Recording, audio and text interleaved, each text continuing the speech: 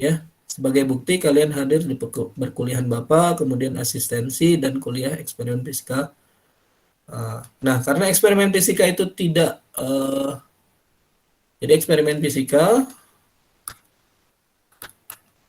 satu ya, itu tidak banyak modulnya. Ya, pertama modul mekanika lanjut ya. Yang kedua adalah tentang termodinamika ya. Kemudian listrik magnet.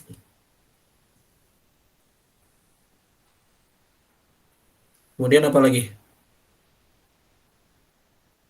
Mekanika, termodinamika, listrik magnet, gelombang ya. Oh, gelombang ini ya, sebelum listrik ya. Bentar.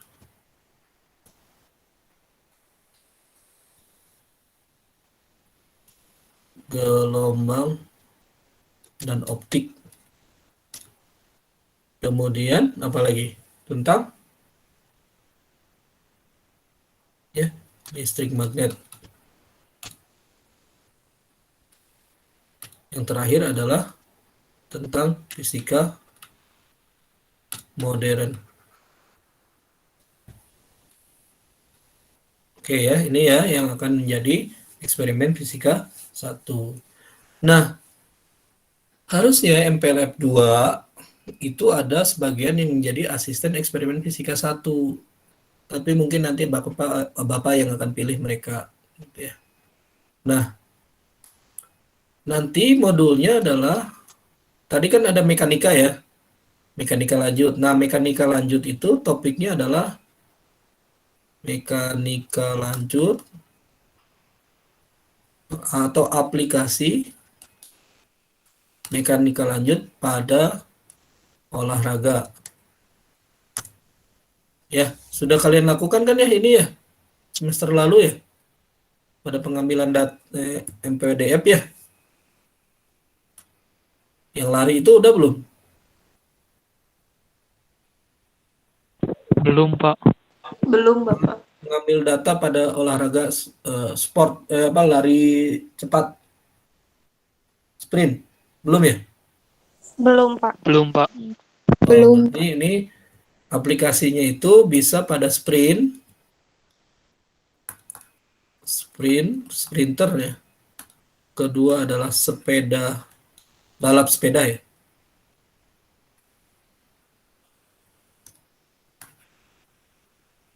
Balap sepeda atau naik sepeda lah. Jadi kan intinya tentang sepeda.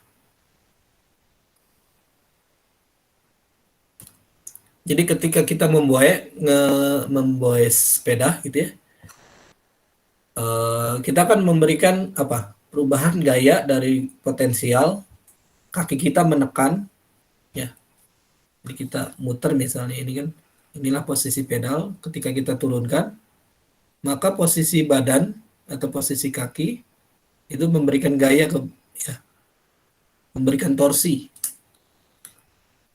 Nah, itu kan fisis. Nah, ketika memberikan torsi,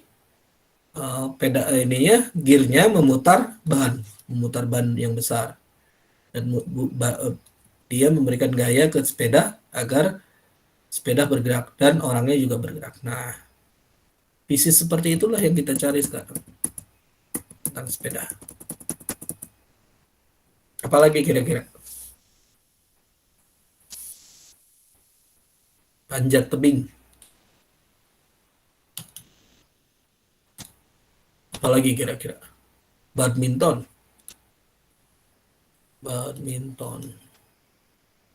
Apalagi kira-kira? Voli. Voli. Coba bayangkan ketika servis, apa yang terjadi kira-kira?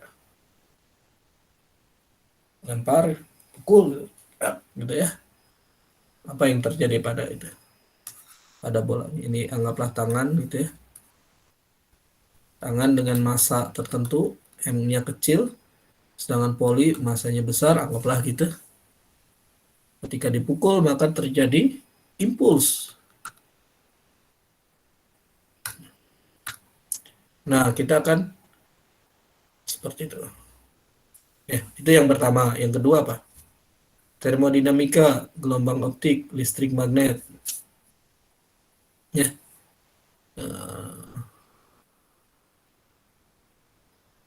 listrik magnet gimana kira-kira? Ada ini fisika modern. Fisika modern dulu ya. Ya, fisika modern itu adalah deteksi radiasi ya, nuklir menggunakan webcam atau CMOS, sensor CMOS. Jadi kamera webcam kita itu terdiri dari CMOS. CMOS itu adalah kumpulan dari piksel-piksel detektor ya, kecil-kecil gitu ya. Ukurannya sekitar saat ini itu 1 mikron, satu gridnya itu, satu titiknya itu 1 mikron ya. Nah, anggaplah ini ada sumber radiasi amerisium misalnya 254 kalau nggak salah ya. Amerisium dia mengeluarkan alfa, beta, dan gamma. Nanti alfa karena dia partikelnya besar itu langsung membentuk titik dan dia kedeteksi oleh si sinyal oleh webcamnya itu menjadi sinyal dan kita bisa lihat dalam citra digitalnya itu ada apa istilahnya, ada radiasi alfa yang menembus atau mengenai sensor CMOS. Ada yang titik, ada yang merah, ada yang hijau, ada yang biru gitu ya. Nah, itu berdasarkan jumlah partikel alfanya. Kalau beta gimana? Kalau beta dia membentuk garis. Kalau gamma, gamma titiknya kecil tapi kuat intensitasnya. Kecil tapi kuat intensitasnya. Dia hampir sebenarnya tidak bisa terdeteksi oleh CMOS. Tapi kalau sekali terdeteksi dia kuat banget. Itu ya. Ini besar tapi karena dia hidrogen ya, hidrogen. Ya, kalau gamma kan dia adalah hampir dalam tanda kutip tidak bermassa gitu. Kalau beta itu kebalikan dari elektron. Ya, positron ya beta itu. Nah, kita akan mendeteksi menggunakan kamera. Kebetulan di lab alatnya ada dan nuklirnya juga ada. Apa?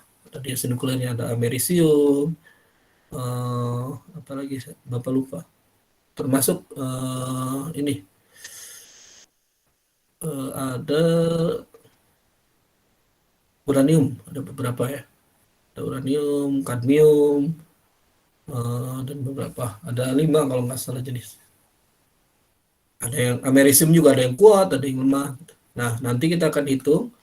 Nanti tugas kalian adalah mendeteksi kalau ada sinyal-sinyal garis gitu ya. Kita crop, kita rekam webcamnya, kemudian kita ada, oh ini sekarang ada alpha, ini ada beta, ada gamma gitu. Kemudian kita crop gambarnya, kemudian kita jelaskan oh, ini adalah radiasi dari alpha, ini dari beta, ini dari gamma dan seterusnya.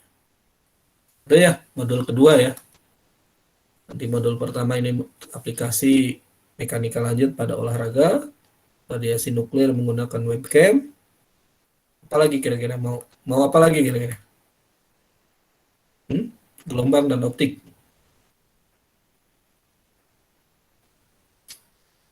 Nah, gelombang dan optik itu Bapak ingin mempelajari tentang difraksi, interferensi dan difraksi laser ya. Interferensi dan difraksi laser. Itu ada 2. Pertama adalah spektrometer. Bapak lupa namanya, nama alatnya.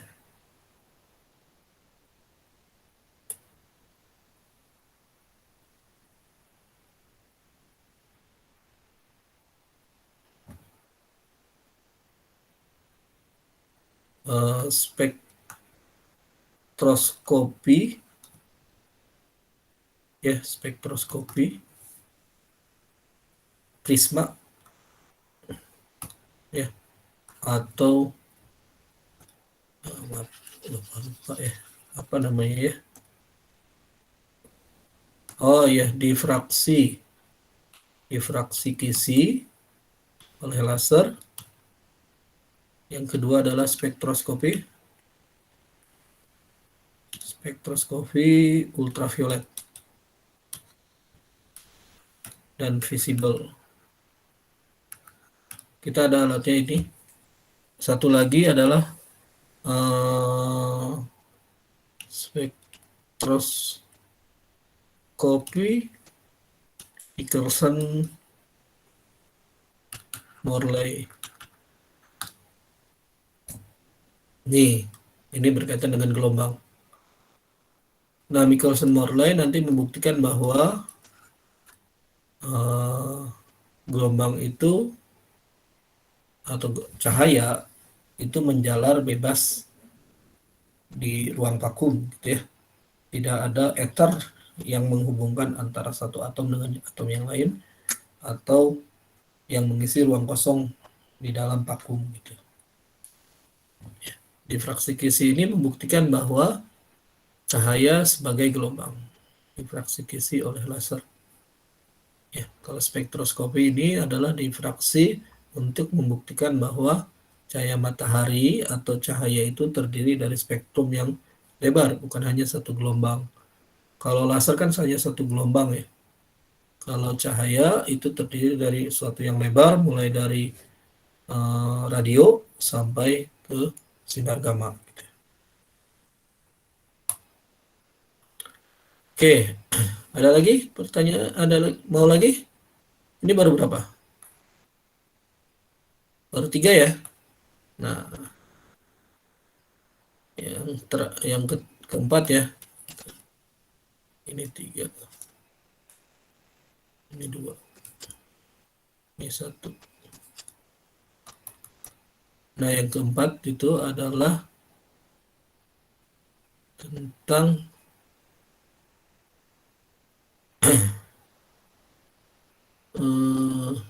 Bapak kok lupa ya tadi.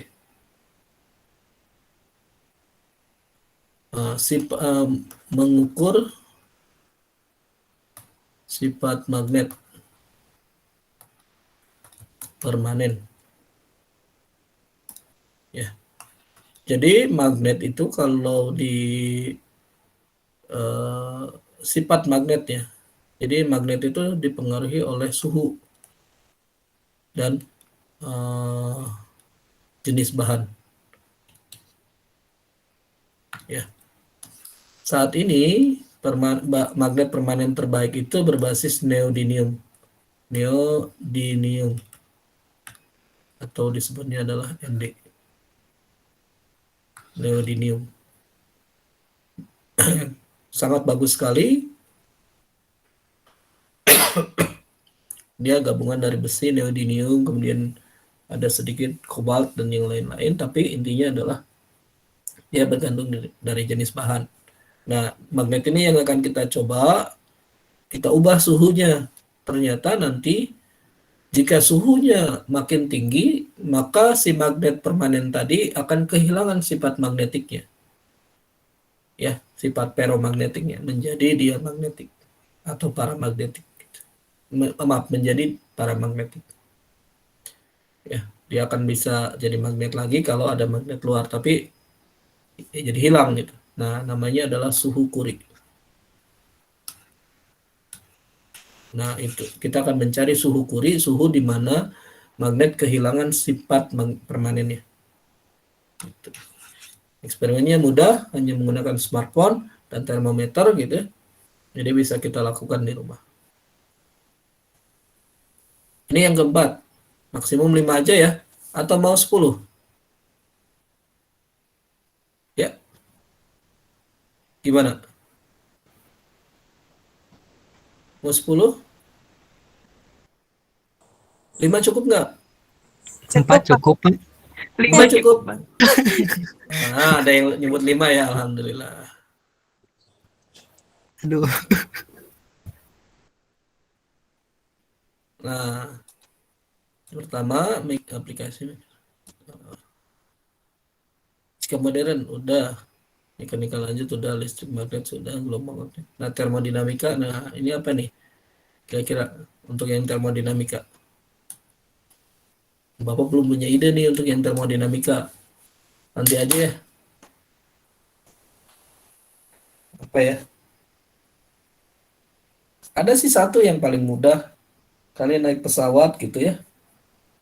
Kemudian eh, mengamati suhu ketika pesawat naik ke angkasa. Tapi harus bermodalkan uang tuh. Beli tiket ke Bali misalnya gitu ya. Mau kayak gitu? Satu kelas gitu ya. Kita jalan-jalan. Dan yang mahal adalah tes PCR-nya ya.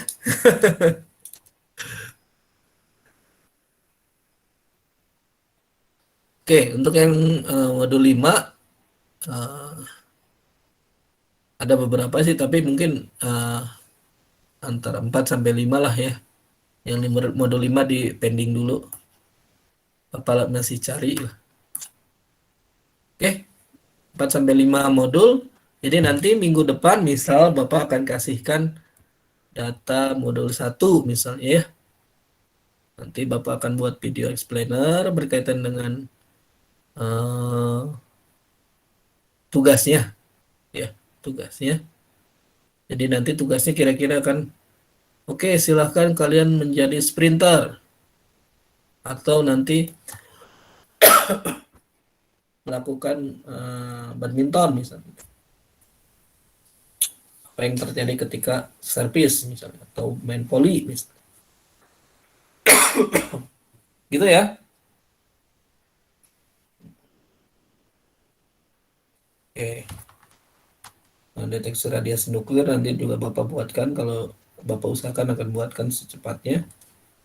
Nanti minggu pertama misalnya seluruhnya membuat laporan tentang ini satu, yang dua, gitu. Tiga. Jadi nanti minggu ini kita Bapak kasihkan videonya, minggu depan baru laporan. Baru nanti minggu selanjutnya Bapak kasihkan videonya, baru memberikan laporan. Jadi